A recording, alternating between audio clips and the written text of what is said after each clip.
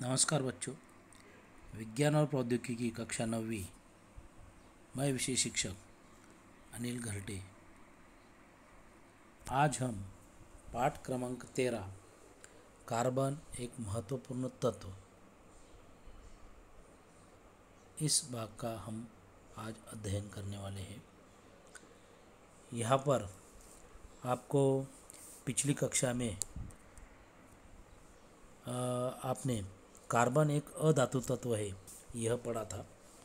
प्रकृति में कार्बन कौन कौन से यौगिकों के रूप में पाया जाता है यह भी जानकारी आपने वहाँ पर प्राप्त की है।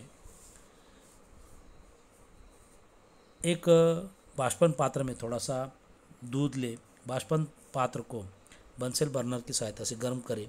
दूध पूरी तरह से आउटने पर बाष्पन पात्र की पेंदी में क्या बचता है, तो जब हम दूध को पूरी तरह उठाने के बाद बाष्पन पात्र में एक काला पदार्थ शेष रहता है और वही पदार्थ जो काला पदार्थ है वही पदार्थ को कार्बन कहा जाता है। यानी कि कार्बन प्रकृति में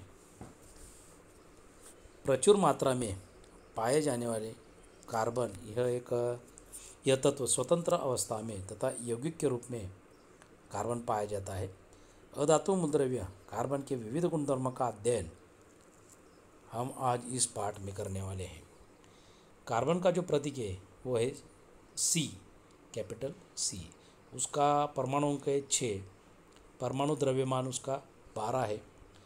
उसका इलेक्ट्रॉनिक स्वरूपन, कार्बन का इलेक्ट्रॉनिक स्वरूपन यानी प्रथम कक्षा में 2 और द्वितीय कक्षा में 4 इलेक्ट्रॉन्स उसके रहते हैं, इसीलिए उसकी जो संयोजकता है वो 4 है और ये कार्बन एक अधातु तत्व है। आपने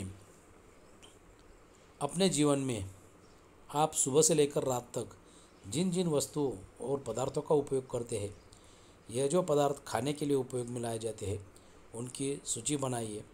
नीचे दी गई सारणी के अनुसार सूची की वस्तुओं या पदार्थों में उसे पदार्थों को वर्गीकृत करें।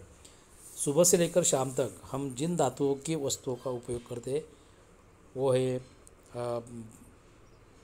स्टील, लोहा, तांबा। इन धातुओं की वस्तुओं के हम सुबह जब उठते तो उनका उपयोग करते हैं। मिट्टी या कांच की वस्तुएं, इसमें कांच की वस्तुएं, गिलास है। उसके बाद में कुछ बर्तन रहते हैं कांच के, उनका हम इस्तेमाल करते हैं।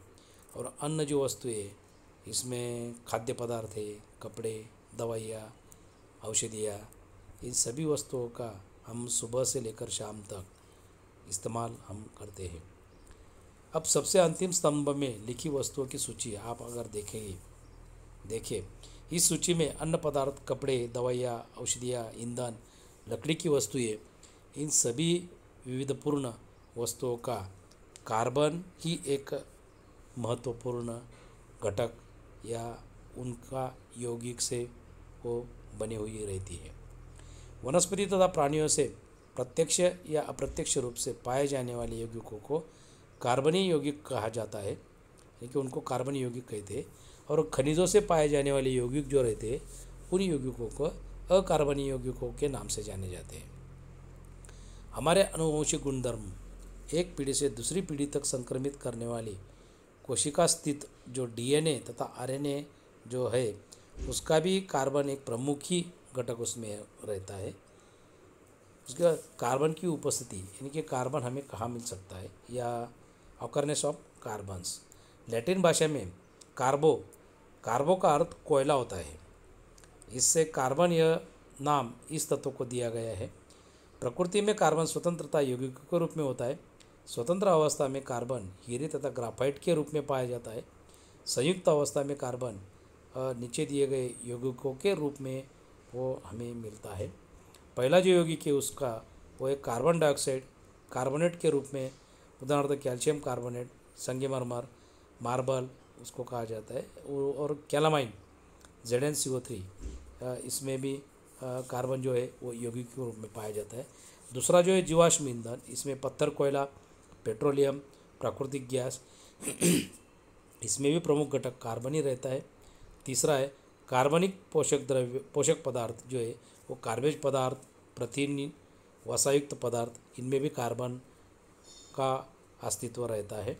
और प्राकृतिक धागे, उसमें रुई, ऊन, रेशम, इसमें भी जो कार्बन है वो बहुत बड़ी मात्रा में हमें मिलता है। विज्ञान को भी पृथ्वी के कवच में लगभग 0.27% कार्बन कार्बोनेट, कोयला, पेट्रोलियम के रूप में मौजूद होता है तथा वातावरण में कार्बन का अनुपात लगभग 0.03% है जो कार्बन डाइऑक्साइड के रूप में पाया जाता है।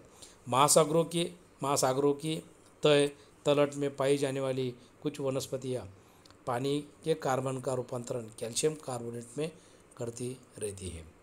कार्बन के गुणधर्म, कार्बन की अपरूपता यानी एलोट्रॉप्स। प्रकृति में कुछ तत्व एक से अधिक रूपों में पाए जाते हैं। इनके रासायनिक गुणधर्म तो समान होते हैं परंतु इनके भौतिक गुणधर्म भिन्न भिन्न होते हैं। तत्वों के इस गुणधर्म को अपरूपता कहा जाता है। कार्बन की तरह सल्फर, फास्फोरस, ये जो तत्व है ये भी अपनी अपरूपता दर्शाते हैं। कार्बन का अपरूप, कार्बन का केलासीय रूप यानी कि केलासीय रूप में परमाणुओं की रचना नियमित तथा निश्चित होती है। दूसरा जो है इनका गलनांक तथा क्वाथनांक उच्च होता है। केलासीय रूप में कार्बनिक पदार्थ की निश्चित भूमितीय रचना, तेज सिरे तथा समतल पृष्ठभाग उसके बने हुए रहते हैं। कार्बन के 3 केलासीय अपरूप है। उसमें पहला जो है वो है हीरा। भारत में हीरा प्रमुख रूप से गोलकोंडा यानी कि कर्नाटक में गोलकोंडा में, कर्नाटक राज्य के गोलकोंडा में ये हीरा प्रमुख रूप से पाया जाता है। और जो पन्ना जो है वो मध्य प्रदेश में पाया जाता है। भारत की तरह दक्षिण Africa, Brazil, Belgium, Russia, America, इन देशों में भी हीरा बहुत बड़ी मात्रा में पाया जाता है। इसकी रचना, हीरे के केलास में कार्बन का प्रत्येक परमाणु 6 सहयोगी बंधों द्वारा 4 अन्य पड़ोसी कार्बन परमाणुओं से बंधा हुआ रहता है। यह दृढ़ रचना के कारण हीरा अत्यंत कठोर होता है। इसके गुणधर्म, हीरे के गुणधर्म, तेजस्वी तथा शुद्ध हीरा यह प्राकृतिक पदार्थों में सबसे कठोर पदार्थ है। हीरे की घनता 3.5 ग्राम पर सेंटीमीटर क्यूब है। उसका जो गलनांक है वो 3500 डिग्री सेंटीग्रेड है।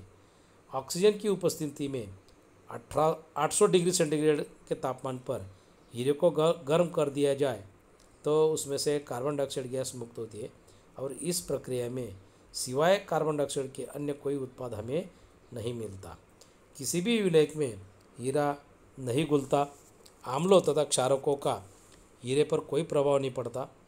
हीरे में मुक्त इलेक्ट्रॉन न होने के कारण ये हीरा जो है ये विद्युत धारा का कुचालक है। किसी समय भारत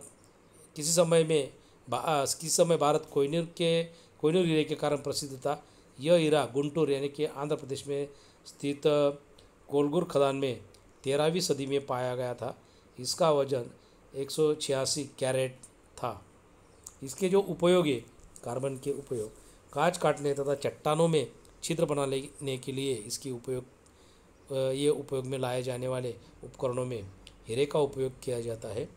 अलंकारों में हीरे का उपयोग किया जाता है। आँखों की शल्य चिकित्सा करने वाले उपकरणों में हीरे का उपयोग किया जाता है। उसी तरह से हीरे का जो बुरादा होता है उसका उपयोग दूसरे हीरों में चमक लाने के लिए ही किया जाता है। हीरो का उपयोग अवकाश में तथा कृत्रिम उपग्रहों में प्राणों से संरक्षण देने वाली जो खिड़कियाँ है उनको बनाने के लिए इस हीरे का उपयोग किया जाता है। धन्यवाद।